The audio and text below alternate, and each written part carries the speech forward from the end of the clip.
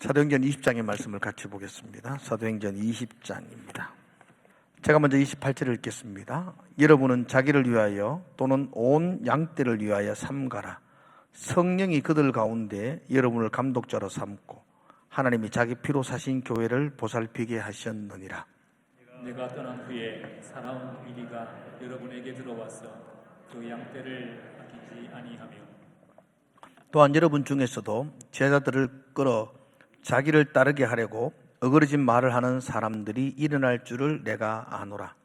그러므로 여러분이 일깨어 내가 3년이나 밤낮 쉬지 않고 눈물로 각 사람을 훈계하던 것을 기억하라. 같이 읽읍시다. 지금 내가 여러분을 주와 및 그 은혜의 말씀에 부탁하노니 그 말씀이 여러분을 능히 든든히 세우사 거룩하게 하심을 얻은 모든 자 가운데 기업이 있게 하시니라. 아멘. 오늘은 2단 경계주일로 이렇게 지킵니다.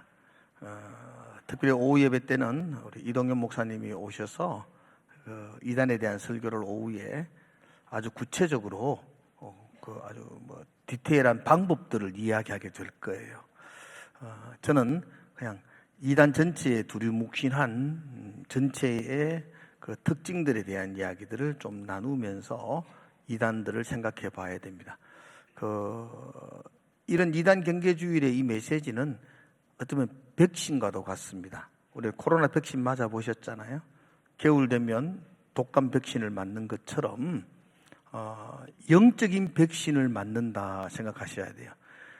백신을 4번 맞으면은 건강한 사람도 아프겠지만 한 번씩 1년에 한두 번은 맞으셔야 돼요. 왜냐하면 그 이단들의 교묘한 방법들을 깨닫고 우리의 영혼을 지키기 위해서 이렇게 이단 경계주의를 지키는 것은 굉장한 의미가 있다고 생각해요. 이단들이 주변에 많아요? 적어요? 많아요. 그리고 더 중요한 것은 숫자가 중요한 게 아니고 다양한 형태와 모양으로 우리에게 접근을 한다는 겁니다. 그래서 분별할 수 있어야 돼요. 잘 분별하지 못하면 여러분도 알지 못하는 새에 그 이단에 이렇게 빠지게 될 때가 있어요. 그래서 오늘은 그런 잘 분별할 수 있도록 이단 경계주일로 지키게 됩니다. 이 이단들이 언제부터 생겨났느냐? 지금 신천지나 정명석이나 이런 사람들이 요 근래에 생겨난 것다고 생각하는데 그렇지 않고 이단들은요 아주 교회가 시작할 때부터 이단들은 생겨났어요. 오늘 29절에 보면 이렇게 말하죠. 바울이 말하죠. 내가 떠난 후에 사나운 이리가 여러분들에게 들어왔어 양떼를 아끼지 아니하며 이렇게 말하죠. 그러니까 사도 바울이 복음을 전하며 교회를 세웠던 그 초대교회 때 처음 교회를 세워졌던 그때부터 사나운 이리 같은 이단들이 교회 가운데 침몰했다는 거죠. 그러니까 이단은 지금 금방 생겨난 게 아니고 오래전부터 이렇게 생겨났던 것을 보게 됩니다. 오늘 사도행전 20장은 사도 바울이 밀레도라는 도시에서 에베소에 있는 교회 지도자 장로님들을 이렇게 초청해서 마지막 고별 설교를 하고 있는 장면이에요. 사도행전에서 참 은혜스러운 부분이에요. 사도 바울은 3차 전도 여행을 끝나고 그 전도 여행의 결과들을 다 보고하고 예루살렘 교회가 그 가뭄을 위해서 어려움을 당하고 있는 때에 도와주기 위해서 예루살렘으로 가요. 거기서 유대인들에 의해서 결박을 당하고 죄수의 몸이 되어서 로마로 압송을 받아요. 그리고 사실은 그 로마 감옥에서 그의 인생이 끝나기도 하는데요. 그래서 바울은 지금 이게 자기가 로마로 압송당하는 것이 자기 생의 마지막이라는 걸 알았어요. 그래서 그렇게 압송당하는 과정 속에 밀레도에 도착했을 때에 바울의 마음속에 큰 애착이 있고 바울이 참 사랑하는 사람들이 모여있는 곳 에베소 교회가 마음에 있었어요. 그래서 에베소 교회에게 소식을 전해서 거기에 있는 장로님들을 다 초대했어요. 죄수니까 자기가 갈 수가 없으니까 장로님들이 이렇게 오도록 만들었어요. 에베소 교회 장로님들도 바울을 보고 싶어 했어요. 거리가 45km 정도 떨어져 있어요. 그래서 막 달려왔겠죠. 달려와도 하루 종일 걸렸을 것 같아요. 그렇게 달려와서 마지막 그 바울의 설교를 들어요. 바울이 이렇게 말하잖아요. 나는 지금 성령에 매여 예루살렘으로 가는데 거기서 무슨 일을 만나는지 나 잘 모릅니다. 그런데 각성에서 내게 증거하여 환난과 결박이 나를 기다린다고 하는 건 내가 압니다. 그러나 환난과 결박이 예루살렘에 있지만 나의 달려갈 길과 주 예수께 받은 사며 곧 하나님의 은혜의 복음을 증거하는 일을 마칠 때까지 나는 내 생명을 조금도 귀한 것으로 여기지 않습니다. 바울은 그런 고백을 하며 순교의 길을 걸어가면서 에베소의 장로들에게 마지막 당부의 말씀을 전해요. 그가 마지막 당부가 오늘 28절에 나와 있거든요. 28절 한번 여러분 읽어볼까요? 같이 28절 한번 읽어보겠습니다. 시작. 여러분은 자기를 위하여 또는 온 양떼를 위하여 삼가라. 성령이 그들 가운데 여러분을 감독자로 삼고 하나님이 자기 피로 사신 교회를 보살피게 하셨느니라. 여기 바울이 그 에베소의 장로들에게 두 가지 큰 당부를 해요. 하나는 여러분 삼가하십시오. 삼가라는 명령의 단어가 있고요. 또 하나는 그 뒤에 보면 보살피게 하셨다. 보살펴라 이렇게 말해요. 삼가라는 말은 조심해라, 주의해라, 경계해라 이런 뜻이에요. 특별히 헬라어에 쓰인 명령어 삼가라, 하지 마라, 조심해라 이런 명령어는요 단회적인 명령이 아니고 계속과 반복을 지닌 현재형으로 사용해요. 그러니까 계속해서 좀 삼가해라, 계속해서 조심해라. 장로님들 에베소 교회 안에서 계속해서 경계하십시오, 조심하십시오 이렇게 말해요. 뭘 경계하고 뭘 조심해야 되는 자는 성경 전체의 문맥을 따라서 살펴봐야 되는데 18절부터 쭉 읽어보면 30절까지 읽어보면은 뭘 조심해야 되냐 하면 오늘 말했던 것처럼 사나운 이리들이 양떼들을 공격해서 해치는 그 사나운 이리들과 같은 이단들을 이야기해요. 여러분 교회 안에 이단들이 공격할 겁니다. 내가 이제 떠납니다. 나는 여기에 없을 겁니다. 순교를 할 겁니다. 내가 떠나고 나면 이 교회 안에 사나운 이단들이 공격할 겁니다. 장로님들 정말로 경계하십시오. 삼가하십시오. 조심해서 그 이단들을 잘 경계하십시오. 그렇게 당부하는 겁니다. 또 하나의 단어가 보살펴라 그렇게 말하죠. 보살피게 하시느냐 할 때 그 보살핀다는 것은 보호해 주라는 겁니다. 교회 지도자들이요, 교회 안에 이단들이 돌아서 설칠 때에 그 양떼 같은 교인들을, 사나운 이리가 양떼를 해칠 때에 그 양떼 같은 교인들을 잘 보살펴 주십시오 라고 당부하고 있습니다. 특별히 사도 바울은 그 위에 29절에도 30절에도 똑같은 말을 하면서 29절 3절에서 그 이단들의 특징이 두 가지라는 걸 말해요. 그러니까 지금도 마찬가지입니다. 좀 이따 이야기하겠지만 옛날이나 지금이나 이단들은 거의 같아요. 그죠? 근데 그들이 특징이 두 가지가 있어요. 이 두 가지를 여러분들이 꼭 기억하시면 돼요. 첫 번째 이야기는 교회를 공격해요. 이단들은. 그럼 교회가 어떠니, 교회가 이래가 되니, 저래가 되니, 이래서 교회를 무너뜨리려고 해요. 그게 이단들의 특징입니다. 교회가 무너지면 이단들이 그 교회를 점령하겠다는 겁니다. 그래서 신천지도 산 무너뜨리기 운동 이렇게 말해요. 산 무너뜨리기 전략. 그래서 교회가 산인데 그 산을 무너뜨리는 것을 전략을 삼아서 들어와서 불평과 불만을 막 터뜨려 가지고 산을 무너뜨려요. 그래서 산 옮기기 전략이라고 말하죠. 통째로 신천지 교회로 만들어버리는 전략, 산 옮기기 전략 뭐 이렇게 말하기도 합니다. 아무튼 교회를 끊임없이 비난하고 비판하는 것은 그건 이단의 특징입니다. 지금도 여러분 주변에 보면 교회 욕하는 사람 있잖아요. 그 카페에 앉아가 교회 욕하는 사람들. 그건 이단의 거룩한 피가 거의 흐르고 있다는 거예요. 지금 이단은 아니지만 이단의 DNA가 흘러내리고 있다는 거예요. 그래서 그건 굉장히 조심해야 됩니다, 여러분. 하나님의 몸된 교회를 어떻든 간에 이렇쿵 저렇쿵 비난하는 것은 그건 그 이단들의 특징이라는 겁니다. 두 번째 이단들의 특징은 30절에 보면 어그러진 말을 한다 그렇게 말하죠. 여기서 어그러진다는 것은 왜곡된 말, 미혹하는 말, 거짓말이라고 말합니다. 이단들은 거짓말을 그냥 밥 먹듯이 합니다. 거짓말을 합법화합니다. 신천지에서는 그걸 모락이라고 이렇게 말하죠. 모락. 그러니까 여러분 신천지가 여러분들에게 찾아와가지고 뭐 환상을 봤니 꿈을 꿨니 다 거짓말입니다. 여러분들을 미혹하기 위해서 온갖 묘락을 다 씁니다. 그건 괜찮다는 겁니다. 그래서 바울도 말합니다. 어그러진 말을 하는 사람들이 일어날 것이다. 그래서 이단들의 특징은 진실이 아니고 거짓을 외치게 된다. 그렇게 말합니다. 제가 한 주간 동안 이단들에 대한 특강들 제가 유튜브를 통해서 얼마나 많이 들은지 몰라요. 그래서 제 머릿속에 지금 이단만 가득 차 있는 것 같아요. 다 이야기하면 여러분 헷갈려가지고 뭐 정리도 안 될 것 같아서 제가 이걸 어떻게 하도 많이 넣어가지고 이걸 빼내기를 못 하겠더라고요. 그래서 내가 간단하게만 좀 전략을 해야 되겠다. 그래서 여러분 이단을 제가 세 부분으로 나누었어요. 초창기 이단들, 그리고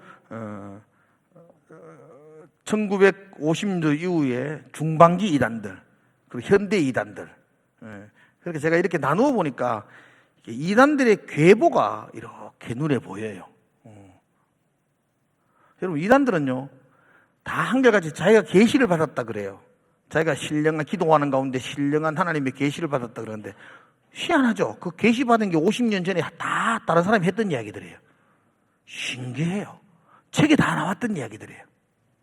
그래서 이건 계시 받은 게 아니고 자기도 다 꼭 책 보고 다 뺏긴 이야기들이다. 지금 그걸 발견하게 됩니다. 그러기 위해서 초창기 이단들을 보셔야 돼요. 초창기 이단이라는 것은 1930년도 이전의 이단들. 우리 교회가 1901년도에 세워졌잖아요. 선교사들이 와서 복음을 전할 때 교회가 세워지고 동시에 이단들도 활동하기 시작하는 거죠. 그때 이단들의 특징들이 있어요. 그때 이단들이 여러 명이 있는데 이름을 할 필요가 없어요. 여러 명이 있는데 그때 이단들의 특징은요. 여러분 성경을 잘 몰라요. 여러분 성경, 이 신구약 성경 여러분들 가지고 있죠 지금. 이 성경을 여러분들이 돈을 가지고 이 성경을 구입할 수 있었던 때가 언제쯤이었나요? 1901년도, 1910년도 이럴 때는 이 성경 자체를 살 수가 없어요. 이렇게 신구약 합본이 다 나와 있지 않고 그때는요 쪽복음이라 그래가지고 마태복음만 나와 있고 요한복음만 이래 있고요. 또 돈도 없고 사도 마태복음만 사고 요한복음만 사고 이러지 성경 한 권 전체를 다 같이 이렇게 볼 수 있는 시절이 없었어요. 그 사람들은 말하기를 1950년도가 되면서부터 성경을 구입할 수 있었다 그렇게 말해요. 그 전에 이단들, 초창기 이단들, 1930년도의 이단들의 중요한 특징 하나는 성경을 처음부터 끝까지 본 사람이 없다. 지가 본 것만 가지고 다 주장했다. 이런 뜻이에요. 성경을 가지고 이단이 태어난 게 아니고 그들의 대부분의 특징은 막 큰 병에 걸렸다든지 또 막 이렇게 큰 어려움이 있다든지 그래서 하나님께 하나님 만나고 치유되어지고 그리고 기도해가지고 막 역사가 나타나고 기적이나 치유가 일어남을 통해서 사람들이 몰리기 시작하고 사람들이 몰리면 설교를 해야 되잖아요. 성경을 본 적도 없는데 설교를 할 수가 없으니까 신데렐라 이야기도 하고 그죠? 콩쥐팥쥐 이야기도 하고 이러다 보니까 그 성경하고 그런 소위 말하는 그 정감록 이런 책들이 뒤섞여 가지고 좀 희한한 말들이 나왔다. 이렇게 초창기 이단들입니다. 그러다가 그 이단들이 조금 더 이렇게 진행되어지면서부터 그 이단들이 자기들의 그 주장들을 책으로 적기 시작했었어요. 책으로 적기 시작했어요. 그래서 나온 첫 번째 책이 기독교 기본 교리 이런 책이 있어요. 제가 빨리 좀 진행하려고 좀 많이 건너뛰려고 그래요. 기독교 근본 진리라는 책을 김백문이라는 사람이 지었어요. 그래서 이 사람이 참 유명해요. 이 김백문이 지었던 기독교 근본 진리라는 책이 두꺼워요. 한 800페이지 가량의 두꺼운 책인데 그 책이 현재 존재하고 있는 모든 이단들의 교리가 거기 다 들어가 있어요. 정명석도 마찬가지고 통일교 문선명도 그렇고 신천지 이만희도 다 그 책을 보고 배워가지고 다 자기 교리를 만들어내었어요. 자기가 계시받았다 그러지만 계시받은 한 개도 없고 다 거기에 나와 있는 이야기들이더라 그렇게 말하죠. 김백문이 어떤 사람이냐면, 김백문이가 그가 어느 날 이렇게 있는데 예수님이 기도 가운데 나타나셨어요. 기도 가운데 나타나셔가지고 예수님이 자기 목을 확 뽑아부어요. 그 예수님이 목을 뽑아가는데, 그리고는 자기를 몸에 이렇게 케찹을 짜듯이 쭉 이렇게 짜가지고 피를 다 뽑아버렸어요. 그 자기 몸에 피가 한 개도 없다고요. 그런 다음에 예수님 자신의 피를 자기 목에 이렇게 부어주셔가지고 예수님의 피로 가득 차게 되고, 또 예수님 목을 띄가지고 자기에게 달아주셨어요. 여기 이제 초창기 김백문이 주장 목가름의 원리예요. 우스운 이야기인데, 여기서 통일교의 피가름의 원리, 박태순의 피교리 다 거기서 나왔어요. 최초로 목 띄가지고 예수 목을 달아준 것 주장했던 사람이 김백문이고, 그가 적었던 기독교 근본 교리라는 책에서 그가 그렇게 주장했었어요. 그러니까 자기가 예수님이 된 거예요. 예수님 목이 자기에게 들어왔고 몸의 피가 다 자기에게 들어왔기 때문에 자기가 예수님이 돼가지고 자기가 알고 있는 거, 이야기했던 것들이 다 짜집기를 했는 게 기독교 근본 진리라는 책이고, 그게 신기하게도 그게 지금 모든 이단들의 그 필독서, 그게 이제 교과서로 사용되고 있다는 것입니다. 뭐 지금도 정명석이나 신천지 이만희는 자기가 다 계시를 받았다고 이야기하는데 똑같습니다. 그 책 보면 똑같은 그들 주장이 똑같이 이야기하고 있습니다. 그리고 이 김백문이라는 이 탁월한 그 목가름의 원리를 주장했던 이 이단이 그 안에 아주 걸출한 두 제자를 길러내었습니다. 그러니까 여러분, 그 한 사람이 이단에 등장하면요, 여러분들이 지금 여러분 눈에 띄기를 뭐 신천지 이만희, 정명석 이래가지고 막 이렇게 둘이가 이단이 됐다 생각하는데, 그게 아니고요. 여기에 그 사람 밑에 100명의 이단들이 전방을 차립니다. 살아남는 전방이 2개가 생겼다는 겁니다, 이게. 이게 수많은 이단들이 생겨나가지고 흔적 없이 사라져요. 근데 유독 독특하게 살아남는 이단이 있어요. 김백문이 밑에서도 수십 개, 수백 개 이단들이 태어났는데 유독 걸출하게 살아남는 두 이단이 등장합니다. 이제 여기 중반기 이단인데, 이게 이제 우리 장로님들이 알 수 있는 사람들. 그죠? 우리 장로님들 장로님들 시대에 가장 뛰어난 이단이 누구였는가요? 장로님들 어릴 때 막 이단들 누구 있나요? 예? 박태선. 그죠? 장로님 박태선 아세요? 박태선. 이게 이제 김백문에 의해서 등장한 탁월한 이단 박태선. 그러니까 박태선의 주장도 이게 자기 주장이 아니에요. 자기가 신령한 계시를 받았다 그러는데, 박태선이 주장도. 박태선이는 이런 주장이었습니다. 어느 날 소변을 봤는데 소변에서 자기 피가 다 쏟아져 나왔어요. 좀 똑같죠? 목 뛰는데 목에서 피가 다 나왔다는 거. 그리고 예수님이 와가지고 예수님이 내 피를 받아 마시라 그래가지고 예수님 피로 다 먹었대요. 그 자기 몸에 예수님 피가 생겼다. 그래서 자기가 예수님이라 그랬어요. 그러니까 그게 김백문이 했던 이야기를 조금 바꿔요. 조금 바꿔가지고 이제 소변으로 목 띠딱하기 조금, 그건 우리 우습잖아요. 목 띠딱하기 좀 그러니까 1950년대 이후에는 이제 소변 보니까 다 빠져나가고 거기에 예수 피가 들어가서, 그래서 박태선이가 자기가 5,700살 된 하나님이라 그랬잖아요. 그렇죠? 5,700살. 지금도 그 박태선이를 믿는 사람들이 있어요. 그 영천에 이래 오다 보면은 그 십자가 대신 비둘기 걸려 있는 거 보셨나요? 그 사거리에 난 종종 보는데, 그런 교회를 천부교라 그래요. 천부교. 하늘의 아버지 교회라 이 말이에요. 하늘의 아버지가 누구예요? 박태선이에요. 지금도 그들이 모여가지고, 박태선이 죽은 지가 지금 얼마나 지났는데 지금도 그들이 모여가 박태선이 부활할 걸 기대하면서 공동체 생활을 해요. 그 공동체 이름을 신앙촌이라 그래요. 지금 기장에 가면 엄청 크게 있고요. 과천, 수서 이런 데도 있어요. 신앙촌. 거기가 사업화가 돼가지고 물건을 만들어 팔기도 해요.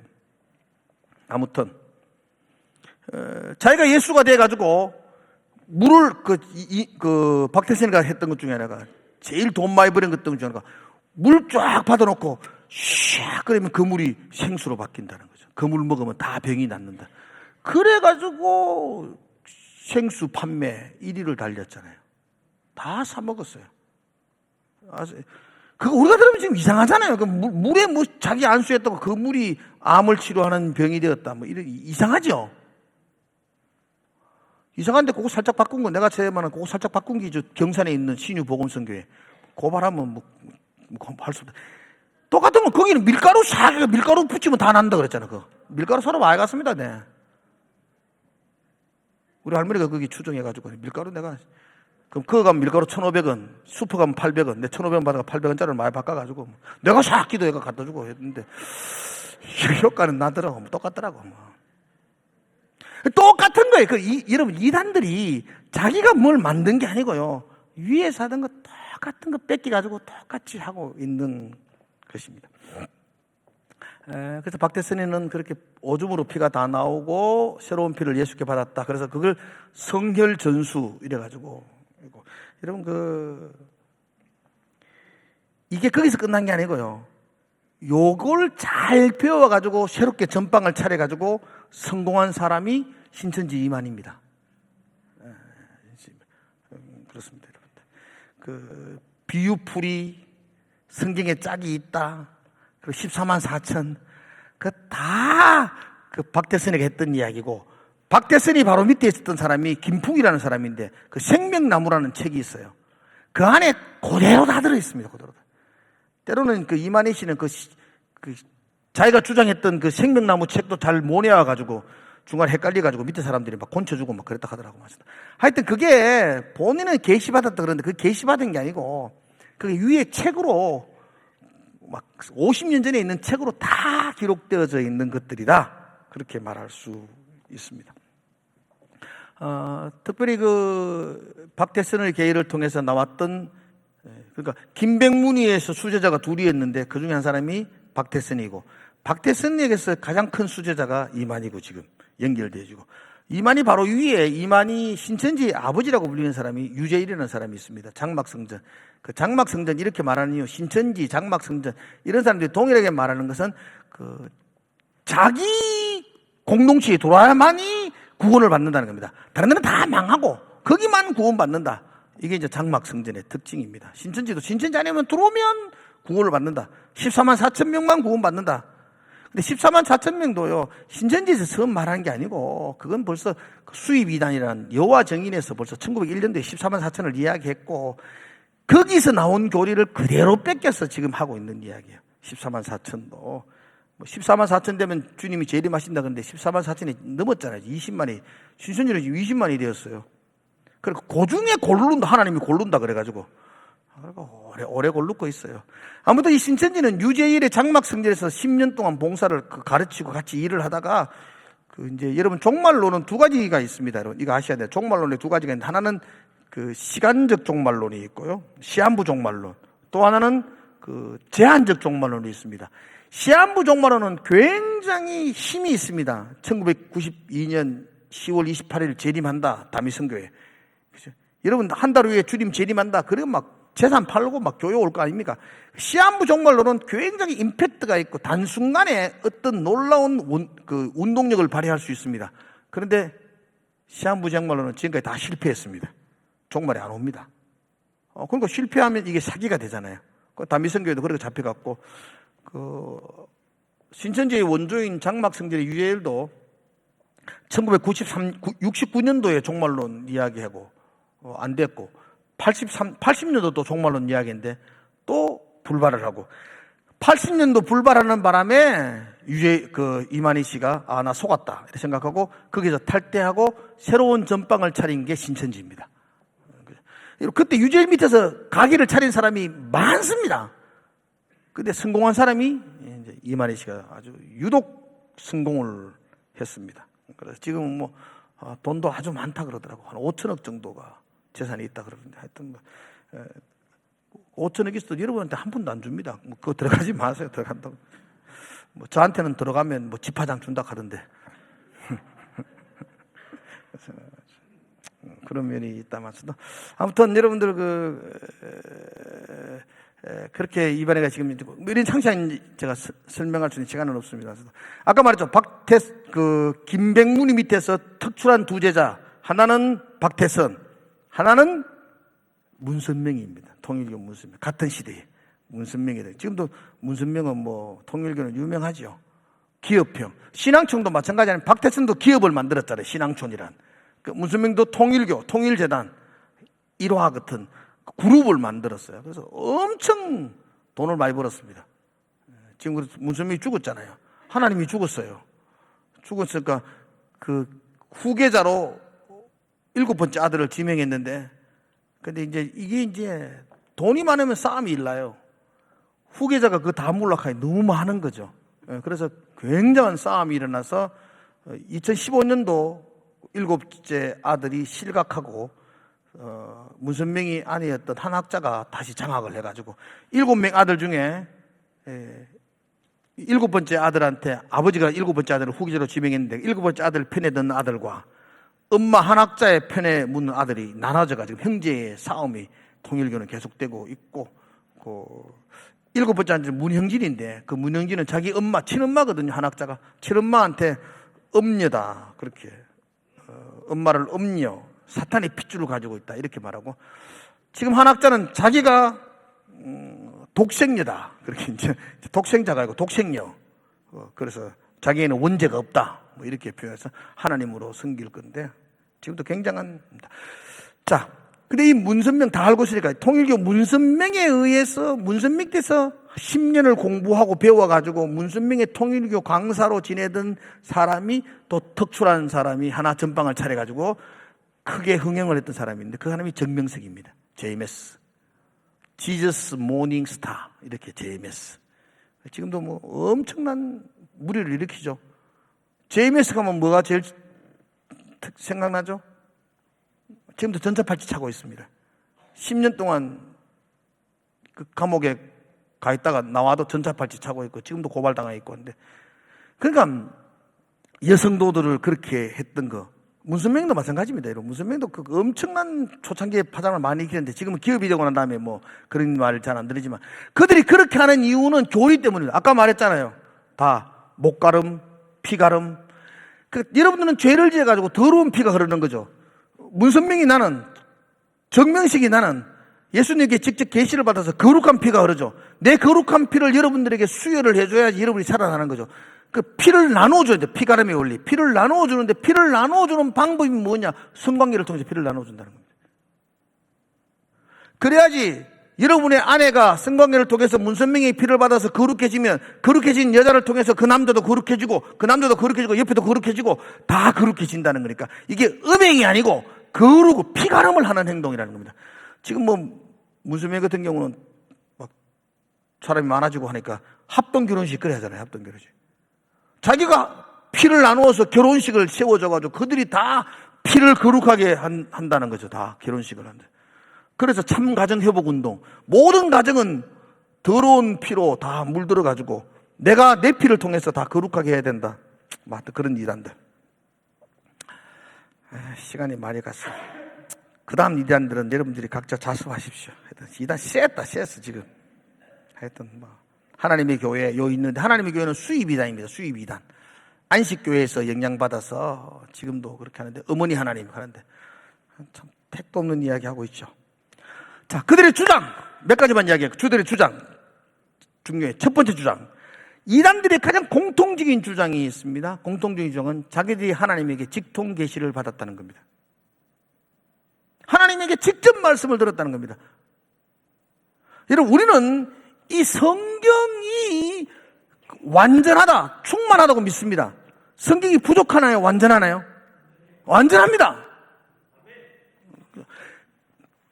지금도 하나님은 우리에게 꿈을 통해서 말씀하시나요? 안 하시나요? 지금도 하나님은 꿈과 환상과 말씀을 통해서 우리에게 말씀하여 주십니다. 그러나 우리에게 하시는 그 모든 말씀은 이 성경에 속혀진 말씀입니다. 하나님이 우리에게 하시는 모든 말씀이 성경을 뛰어넘는 말씀은 없습니다. 꿈을 꿨는데 내가 꾼 꿈이 성경 말씀과 일치를 한다. 그럼 하나님이 내가 성경을 봐도 잘 못 깨달으니까 꿈을 통해서 깨닫게 해주시는 하나님의 방편입니다. 근데 꿈을 꿨는데 성경 말씀과 전혀 다른 꿈을 꿨다. 그리고 환상을 봤다. 그걸 개꿈이라 그럽니다. 이해가시죠? 계꿈을 받아놓고는 막 계시를 받았다고 이렇게 말하는 것이 잘못돼. 그분들이 지금도 계시가 주어진다고 말하면 성경이 불완전하다는 이야기입니다. 완성되었지 않다는 이야기입니다. 우리는 그렇게 믿지 않습니다. 기독교의 근본질에는 이 성경이 무효하고 완성되었다고 믿습니다. 그러므로 이 더 이상의 계시, 더 이상의 환상은 없습니다. 지금 모든 환상과 꿈은 이 성경을 좀 더 바르게 이해할 수 있도록 도와주기 위한 보조 교재로 계시와 환상은 주어진다 그럽니다. 그런데 이단들은 다 자기들이 계시를 받는다라고 말해요. 자기가 계시 받았다 하면 다 이단입니다. 두 번째로 그들이 주장하는 거, 선악과가 어떤 나무의 열매를 먹는 것이 아니라고 말하고, 선악과는 하와와 뱀의 그 성적인 관계를 통해서 저지른 죄라고 이야기합니다. 그게 무슨 말이냐? 창세기에 보면 하와가 선악과를 먹고 난 다음에 나타나던 반응 중에 하나가 벗었음을 부끄러워 가리웠다 그러잖아요. 아니, 왜 과일 먹고 왜 벗어요? 왜 이게 갑자기 왜 부끄러워져요, 이게? 이게 하체로 범죄를 했기 때문에 부끄러움을 당했다라고 주장합니다. 그걸 가리켜서 우리는 개소리 이렇게 말합니다. 그렇지 않습니다, 여러분. 그가 범죄함으로 드러나게 된 것이지. 그래서 그들은 주장하기를 뱀과 하와가 성적인 죄를 저질렀다라고 말하고, 그래서 더러운 피가, 뱀의 피가 우리 가운데 다 일어났다고, 우리 가운데 다 퍼지게 되고, 원죄죠. 다 퍼지게 되었고, 그걸 깨끗하게 하기 위해서 거룩한 정명석이나 문선명이가 여러분과 성적인 관계를 가져서 여러분들을 깨끗하게 해야 된다고 주장해서, 그래서 온갖 여자를 그렇게 추악하게 만들고 있는 겁니다. 성경은 그렇게 말하지 않습니다. 성경은 하나님을 거역하고 하나님의 왕되심을 부정했던 것이 원죄고, 그게 선악과의 죄지, 뭔 뱀하고 뭔 그런 아주 추악한 이야기 들으면 그건 이단들의 주장입니다. 세 번째 이단들의 가장 강력한 주장은 예수를 실패한 메시아라고 말합니다. 예수는 십자가 지기 위해서 이 땅에 온 게 아니고 우리를 구원하기 위해서 이 땅에 왔는데 하다 보니 잘못해가지고 막 잡혀가가지고 막 십자가 졌다. 실패한 메시아이기 때문에 완전한 구원이 우리 가운데 일어나지 않는다. 그래서 내가 실패한 메시아를 대신해서 이 땅에 와가지고 사람들을 구원해야 된다. 내가 메시아다. 나를 믿는 자가 구원을 얻는다. 그렇게 주장합니다. 그죠? 그러니까 이 성경을 뭔가 모르는 거죠. 예수를 실패한 메시아로 주장하는 것이 이단들의 특징입니다. 그로 인해서 그들의 교주가 이 시대의 구원자라는 겁니다. 이 시대의 구원자. 이건 뭐 시대 구원론인데요. 구약에는 성부 하나님, 성부 시대, 성부 하나님이 구원자고, 신약에는 성자 예수님, 지금은 성령님, 지금은 이만희 시대, 뭐 이런 식으로. 지금은 재림 예수, 자기가 재림 주라고 주장하면서 자기가 구원이라고 말합니다. 또 특별한 거 하나, 우리나라 이단이 많은 것 중에 하나, 그들이 공통적인 주장 중에 하나가 동방을 대한민국으로 생각합니다. 그러니까 여러분, 이스라엘에도 동방이 있습니다. 우리도 동해가 있는 것처럼 그것도 동해 바다가 있습니다. 앞산카이 다, 앞산이 다 자꾸 우리 동네 앞산만 생각하는데, 우리나라 사람이 성경 보면서 동방카이가 다 동방의 나라 한국. 그래서 한국에서 재림주가 온다고 그렇게 주장합니다. 초창기 이단들, 이순환와 김성도 같은 초창기 이단들이 그분 여자들이거든요. 그분을 기도하다가 막 이럴 바에는 내가 거룩한 마리아가 돼가지고 내가 막 아들 낳아가지고 재림주를 내가 낳아봐야 되겠다. 이래가지고 이단이 되죠. 자기가 마리아가 돼가지고 재림주 놀랐고, 재림주 놀라 그리 재림주 남자를 찾다 보니까 또 음란한 일이 벌어지게 되고, 아무튼 그렇게 되었습니다. 그 동방을 한국이라고 주장하는 데가 이단들의 특징입니다. 중요한 것, 이단들은 자기들이 계시를 받았다고 그러지만 그 계시가 자기들이 받은 게 아니고 그 전에 다 있었다는 겁니다. 다 있었다는 거예요. 이런 무당들 두 종류가 있습니다. 무당들 중에 신을 직접 받은 무당들을 뭐라 그러죠? 강신무라 그럽니다. 강신무. 그리고 공부해서 무당되는 사람이 있습니다. 세습무라 그럽니다. 어느 무당이 더 효력이 있습니까? 그 강신무가 효력이 있다. 그래서 자기가 다 뭐 어린 보살 신을 받았다느니 뭐 천지 여신의 신을 받았다니 그렇게 이야기하지만 사실은 강신무가 아니고 세습무들이 많이 있습니다. 이단도 마찬가지입니다. 자기들이 다 강신부랍니다. 하나님께 직접 개통을 받다 그럽니다. 근데 공부해보면 다 세습무들입니다. 다 어디 가서 배워왔고, 다 그 밑에서 10년간 배워왔고, 그리고 그들이 계시받았다는 주장들이 30년 전에 써있었던 책에 그대로 다 기록되어져 있고, 신천지 갔다 온 사람들도 가장 놀라는 게 이만희가 계시받았다 그랬는데 그 교육소에 가보면은 그 이야기가 벌써 30년 전에 책으로 나와 있는 이야기들 쭉 이렇게 다 그렇습니다. 그러면은 깜짝 놀랍니다.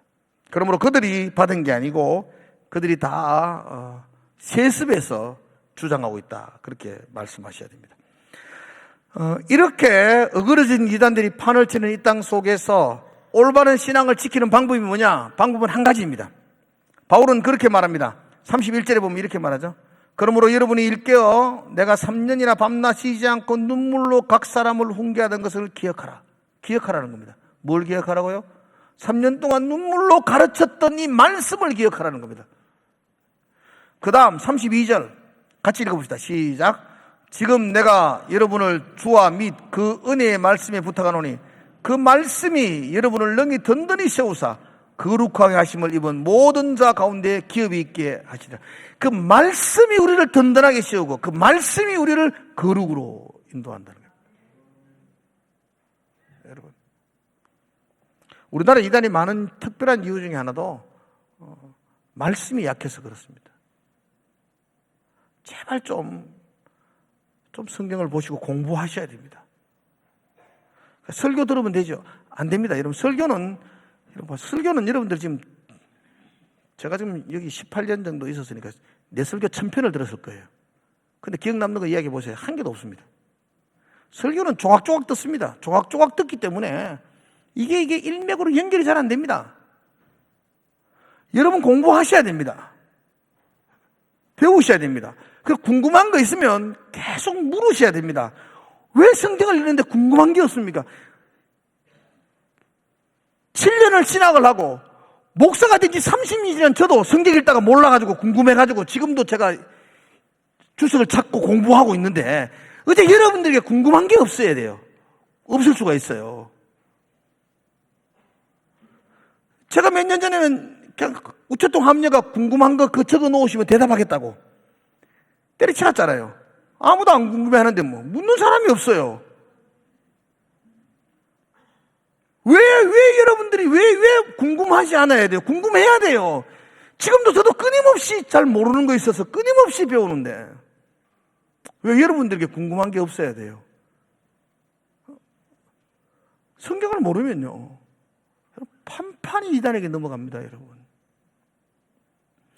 이게 뭐 똥인지 된장인지 구별을 할 줄 알아야 돼요. 그거라도 구별해야 되지 않습니까, 이게?